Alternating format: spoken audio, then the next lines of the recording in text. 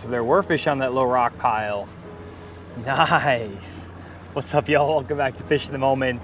Just found what looks to be a nice little spot right here. Man, there's more fish popping right there too. I'm just on a really flat point, and I found a rock pile that is loaded up with some fish. As you can see right here on down imaging and 2D sonar, stacked up right here. I'm gonna mark this with a fish icon and another fish icon and a rock pile icon right there. And I'll show you what this looks like also on the side imaging view. We can see that there's a really nice subtle rock pile. There's nothing on the right or the left side of this, but right here there's a little rock pile. There's a little additional rock vein over here that we're gonna mark. And basically, what I'm trying to do is find some out of the way points on the lower end of Beaver Lake that aren't getting as much fishing pressure. And so basically all this spot is a gradual sloping point that drops off into a creek channel. And there's actually another point that's just like it right over here. And those rocks are setting up right there. So I'm going to actually spin the boat around. The wind is blowing into this point from this direction. So I'm actually going to set up over here a little bit shallower and cast across those rocks and drag a bait around. The fishing's been a little bit tough today because we're here in the middle of the day and there aren't that many active fish. If I was out here first thing in the morning, we'd be able to smoke them, but I think I may need to drag a bait around to get these fish to bite.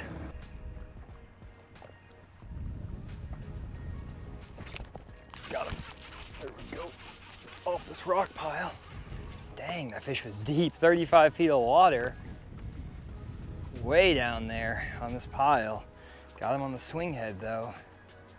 Stay on there, fish. Probably a smallie, most likely, yep. Nice smallmouth, wow. 35 foot of water down on that pile. We graphed him up, guys. And that's what we get right there, beautiful smallmouth bass. Had to drag super slow with that little X-Zone adrenaline crawl on a 3/4 ounce swing head to get that fish, but that is a beautiful smallmouth. I love catching smallmouth, guys. Reminds me of fishing up north. Let's get another one though. There's more down there. I got bit twice on that cast. Oh, there we go, guys. So got a rock pile. You can see it barely on live scope, about 80 to 90 feet away from the boat. And you can see a couple fish swimming up there as well. I can kind of point them out here, but I'm not really focused so much on the live scope. I just basically was spot locked with that fish and I was firing. Once I kind of identified the spot with my mapping as well as with my live scope there, I just put spot lock on and I just started dragging the swing head around because these fish are so tight to the bottom right now, guys, and middle of the day, these fish are just not very aggressive. And the only way I found to catch these fish in the summer on the lower ends of these lakes, especially when you have smallmouth and things like that, is just to drag a little swing head as slow as you possibly can. Get hung down there in the bottom quite a bit doing it because you're dragging it through those rocks. I go through a few swing heads, but once you get that bait down there in the rocks, you usually get bit. I need to retie real quick. I go through a lot of swing heads doing this though because those rocks are thick. Okay guys, let's grab one more point here. Luck has not been with me today, unfortunately. I've lost two pretty good fish. It kind of happens when you're fishing with your bait so far away from the boat in like 30 foot of water. And the only thing I can get those fish to bite on is that swing head today with the wind and just keeping that bait down there deep. I've tried to throw shaky heads, Ned rigs, things like that, and I just can't get them to bite it at all. So don't know what the deal is with that, but hopefully we can find one more little deal here that maybe has some fish and we can try to improve our situation. Maybe this is our lucky point, who knows. We got another point here as I kind of spin back around. It's just a point that runs up against a main creek channel right here. So you can see the point there. Let me go like this. So you can see that point and it runs right up against that sharp creek channel. And it should, in theory, match exactly what we've been just fishing. So hopefully there's a little wad of fish up here because it matches our pattern, you know, a point dumping into a channel. Maybe a few fish right there though in that little rock pile. You can see a few potential fish right up, right in there. Or maybe, Looks like there might be a fish or two. I might mark that and regraph that real quick. Okay, so there's a fish right there. Nothing crazy. There's a couple fish. Don't look like big ones, but they're right on that little drop. And if we go to the side imaging, I showed you that little rocky spot right there. I'm gonna make a few casts on that because even though I don't see a ton of fish, I saw a few on the side imaging. We can see those couple of fish on the down imaging. I wanna make a couple casts on that just to see. It's right on the lip of that channel where I marked that. And that's a good little spot typically. Maybe they're just really hunkered in those rocks today because I didn't see a real big one in that last rock pile until I dropped my bait and it came up and started going crazy on it. So I don't want to rule out the fact that there's fish in that pile. When I saw some on side imaging and I did see at least a couple popping out on my down scan. Do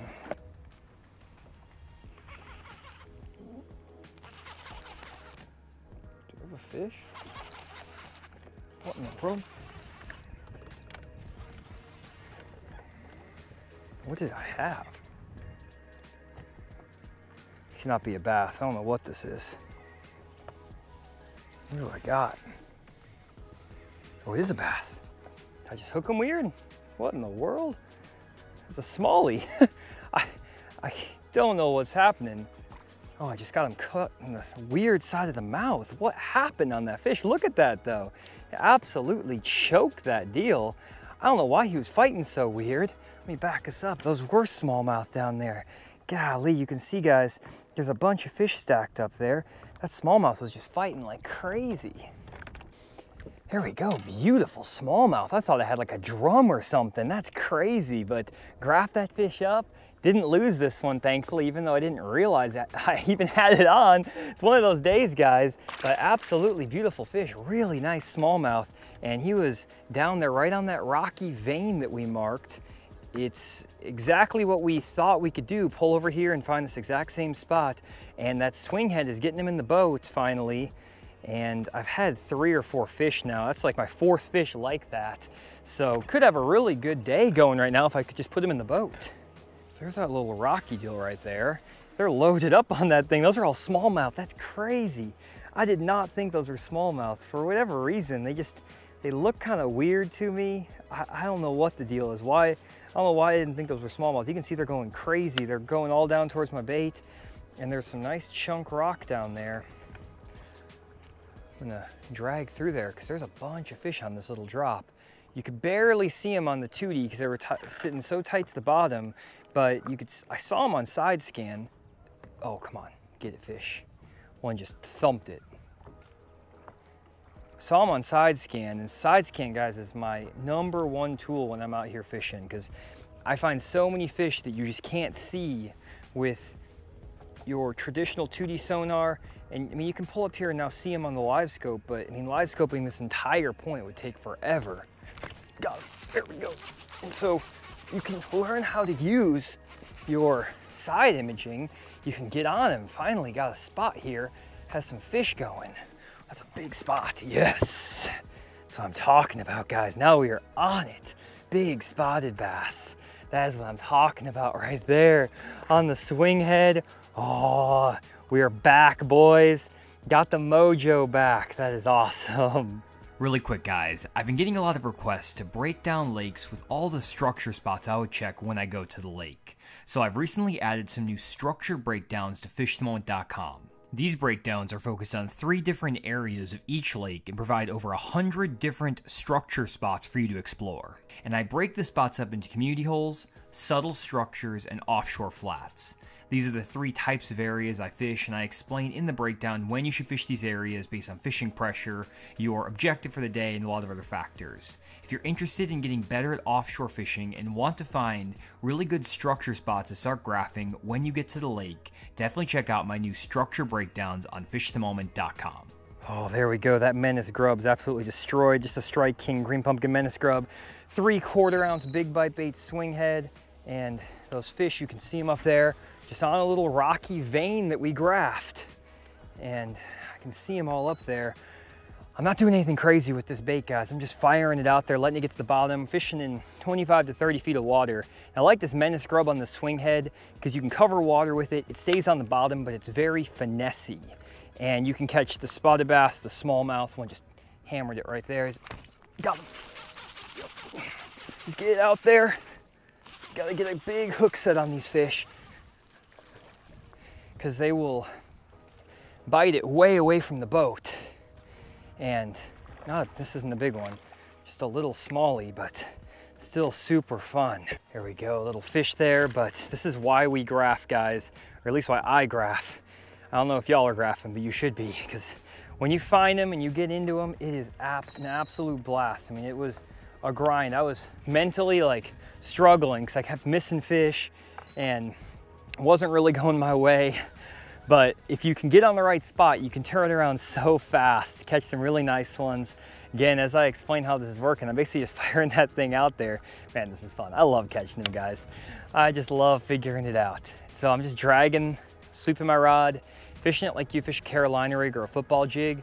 If I was fishing up shallower, I might do like a reel or like reeling it in, kind of like you would see with like a standard biffle bug retrieve.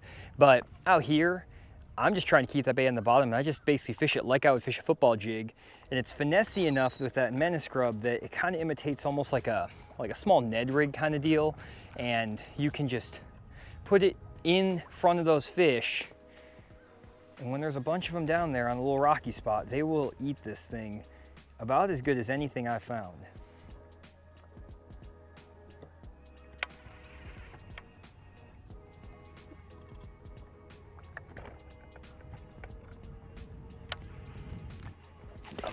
Oh, hair jig fish, finally. I've been throwing this hair jig all day, trying to get one to eat it. When I catch them on the swing head, I always have a hair jig tied on because if I can get one to eat it, it's a freaking good one always. Look at that stud of a spotted bass. Oh my gosh. Cumberland Pro half ounce hair jig. You guys know I love this bait. They are stacked up down there on that rocky spot. Oh my gosh, I love a hair jig bite. Well guys, I'm gonna call it there because I'm out of menace grubs and I'm almost out of swing heads too, but I had a lot of fun finally getting these fish figured out and catching them. Sometimes the grind makes it more rewarding to actually put fish in the boat. Sometimes if you just come out here and catch them right away, it's not as fulfilling. So it was a great day using my side imaging to find fishing rock piles and some offshore deep structure that had a lot of fish on it, and finally found a spot that had a few more active fish. I think all the spots I fished today had as many fish as this spot here. It's just these fish were actively feeding, whether that was the weather coming in, whether it's the time of day, I'm not 100% sure. But got those fish again on that 3/4 ounce swing head with that Strike King menace grub, and then I was pairing that with a 7'4" medium heavy power fast action Denali lithium worm and jig rod, a 7-to-1 gear ratio Black Max reel. It's actually a Max Z reel. It's like 5 years old, but 7-to-1 gear ratio reel so I can really keep up with those fish. Maybe an 8-to-1 would even be useful fishing this deep in like 35, 40 feet of water.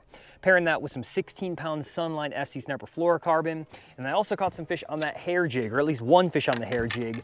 This is my favorite way to catch them, guys. I was so glad I could get a bite or two on this, and this is just a Cumberland Pro half-ounce hair jig, you know, white color, it doesn't really matter the color. Pairing that with a Denali Covert Light 7'2" medium heavy fast action bait casting rod with a 6-to-1 gear ratio reel, Abu Garcia Black Max, and 12-pound Sunline FC Sniper fluorocarbon. So that was my setup today.